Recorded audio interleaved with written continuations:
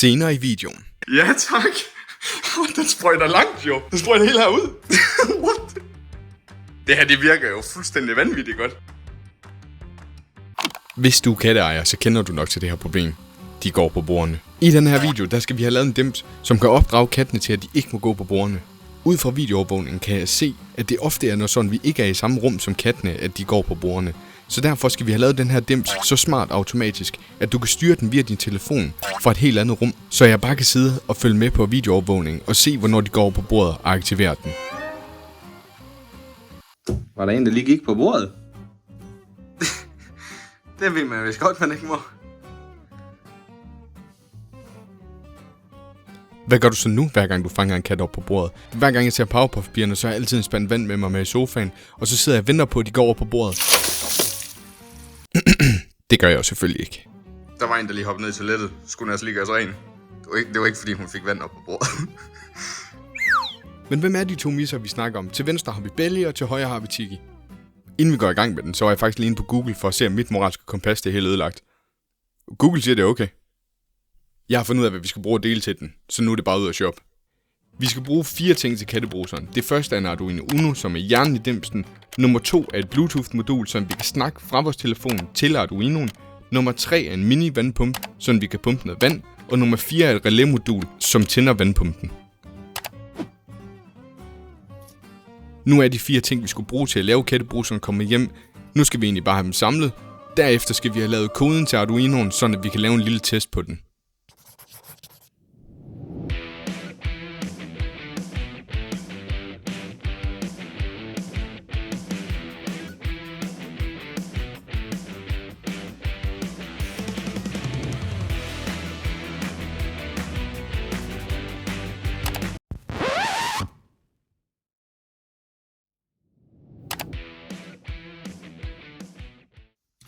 Nu har jeg fundet strømforsyninger til Arduino og motor. Jeg har ikke testet koden endnu, så det er egentlig lige en test, det her.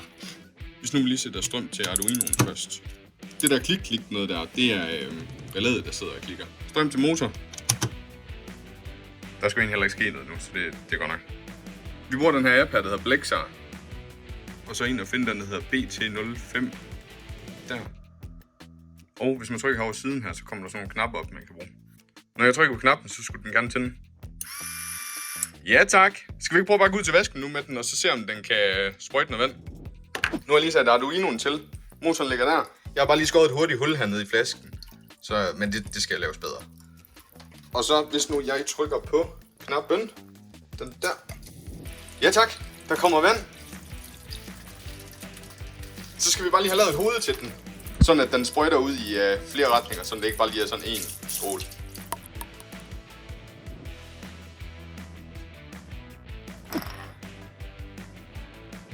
Nu skal vi have lavet en kasse til den her. Man, den har hoppet ud, den der. Jeg har fundet sådan en bøtte her, som vi tænker, vi bare laver et hul i, og så er det vores tank af vand. Suger motoren det ind, og så skyder det ud her.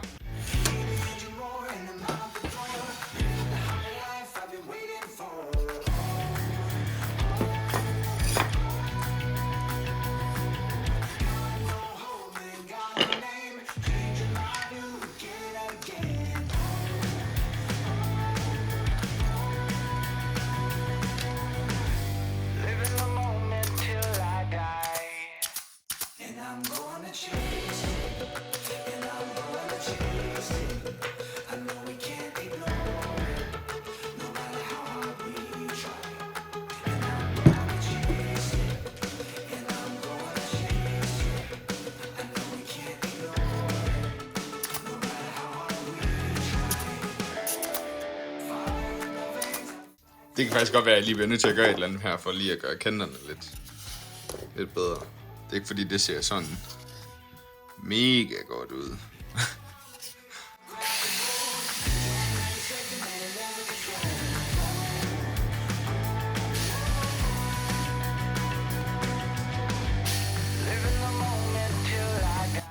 Så, nu er kanterne meget bedre. Okay, nu er der så lige det der. Men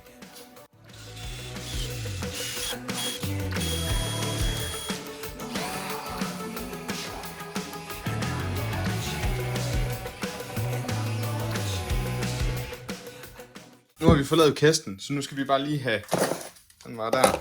Se, hvordan det passer ned i. Så jeg tænker bare, den her, den pakker vi ind i en pose, og så ligger her.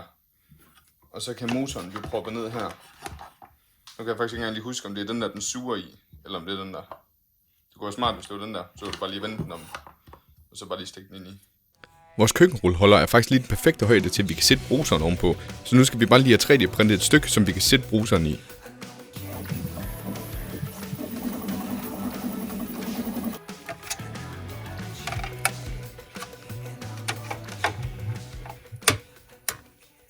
Det er den, der skal på køkkenrulleholderen.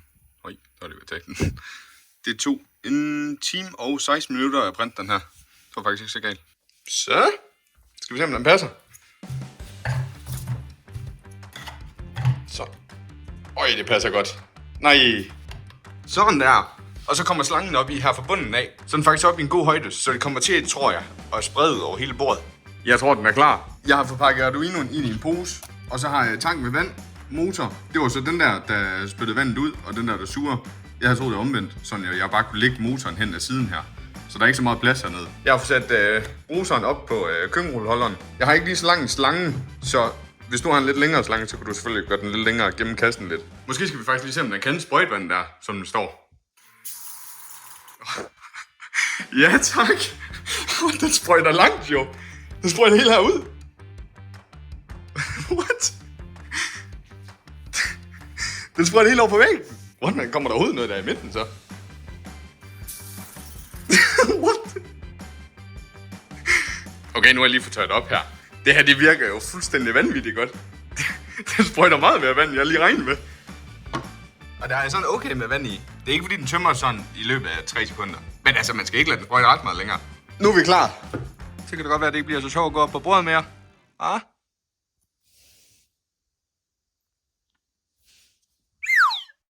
Nu er det bare at vente og se, hvornår der er en af dem, der har lyst til at gå på bordet. Det viser så, at det var ikke ret længe, vi skulle vente. Der gik ikke mere end 10 minutter, så stod Belly op på bordet. Og faktisk lige efter Belly, hun havde været i bad, så kan du se Tiki, hun render under bordet, og så står hun op og bider i boksen. Kattebruseren har stået på bordet i en uge nu cirka, og Tiki, hun er helt klart den, der får mest vand. Belly, hun har gennemskuddet den, men hun kan ikke lige helt lade være med at gå på bordet endnu. Så... Belly, fik du lige vanden? Fik du lige vanden? I det her klip, der kan man se Tiki, hun når lige væk, inden vandet det kommer. Og det er fordi relæet, det siger sådan en kliklyd, og så tror jeg, vi er ved at rende tør for vand, så det tager lidt lang tid, før vandet det kommer. Det viser sig, at kattebruseren er ekstremt effektiv. Kattene går ikke op på bordet mere, og du kan se Belly, hun er meget forsigtig med at komme rundt. Hun går sådan lige og snuser, hun vil gerne op og se, hvad det er.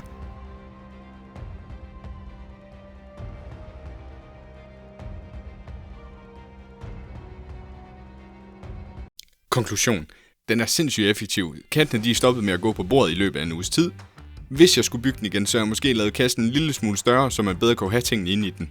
Og til en anden gang, så havde jeg måske også brugt en ESP32. Den er lidt mindre, og den koster næsten det samme som Arduino. Så skal du ikke ud og have et Bluetooth-modul ved siden af. Samtidig med det, så kan den også styres over Wi-Fi, så det er bare lidt nemmere med den. Hvis du har lyst til at bygge sådan en kattebruser, så koster den ca. 516 kroner at lave, plus minus. Man behøver ikke 2 katte, som går over på bordet, som man skal opdrage på. Hvis du har nogle blomster, så kan du bruge den som et automatisk vandingssystem. Eller hvis du har en hund, så kan du fylde vandskålen op automatisk. Hvis du har en idé til en sjov dims, man kunne lave, så skriv den ned i kommentaren, så kan det være, at den næste video det bliver din idé.